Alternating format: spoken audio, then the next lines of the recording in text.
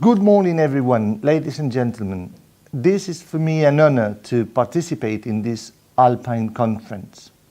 My name is José Antonio Ruiz. I am working for DG Regio at the European Commission. My unit is concerned with macro-regional strategies and transnational and interregional cooperation framework. Today I am expected to talk about the added value of the macro-regional strategies in general, and more specifically about the added value of the coming EUSALP, so the EU strategy for the Alpine region.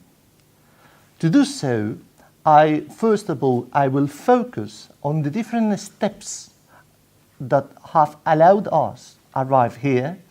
So I will explain briefly the state of the art of this coming strategy, and later on I will try to find out with you and to emphasize which are the different aspects of this added value.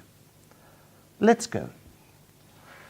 Well, you are perfectly aware of the fact that this, formally speaking, this strategy started 19th and 20th December, last 19th and 20th December 2013. But even before that, the European Council included a paragraph, invited the Commission and Member States to develop this strategy. This process had already gained momentum. Why? Because there were on the ground three different strategies, three different initiatives in order to develop this strategy. One mainly developed by the Alpine Convention, the other one mainly ruled by the Alpine Space Programme, and another one concerning this organization called RUIZ. So these three, emphasizing or underpinning the weight of regions, international organization or cooperation programs, were merged in a declaration that took place in October 2013, gathering efforts coming from regions and member states, and of course trying to include civil society.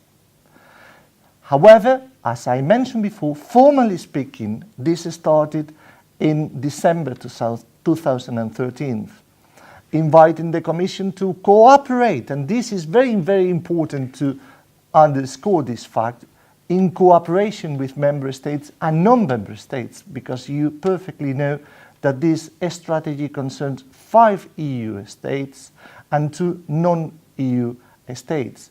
So Germany, France, Italy, Austria and Slovenia as EU member states, Switzerland and Liechtenstein and non-EU member states. And this is also important to emphasize that, 48 regions. What is the state of the art? So the Commission has started to elaborate this strategy, and the first step, and this is the key issue now, is we have elaborated a core document which is the basis for a public consultation. We are now there. Of course, we are supposed to deliver an action plan and a communication that is going to be approved by the Commission in June 2015 and supposed to be endorsed by the Council by autumn 2015.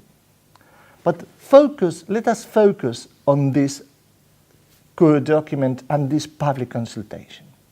Why? Because I think that the key issues of the added value are mentioned there. This core document is divided in 4 blocks. First is an introduction, second one is general framework, the third one concerns the scope and objectives of this consultation of this core document, and the last one are the principles of design and implementation of the strategy.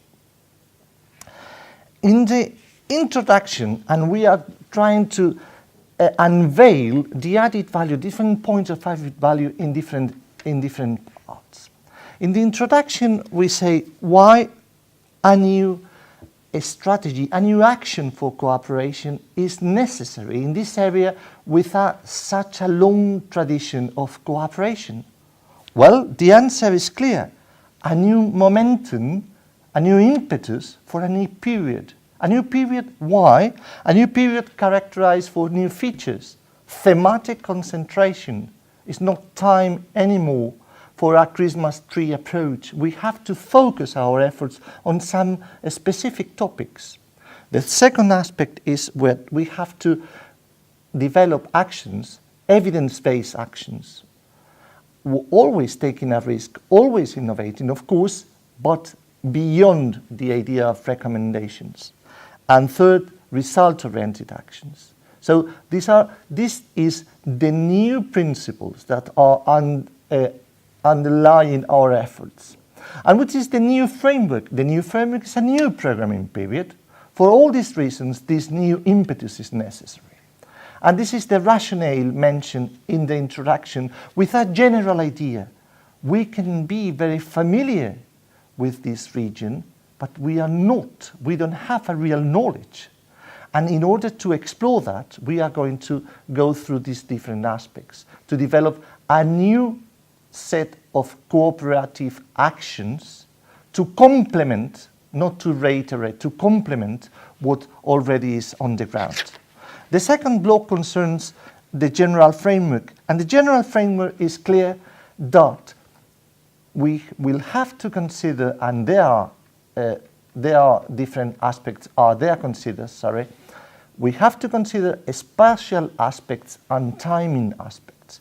A spatial aspect because this effort, this macro-regional effort has to take on board local aspects as well as global aspects. So because it's going to be for the benefit or not only of of actions at local level in the Alps, but also at regional level and for the whole Europe. And we will mention this in detail. And timely speaking, because it would be completely naive to say, well, we are going to innovate, not taking on board and not profiting from all the effort that have already been made. Therefore, this is a building block approach.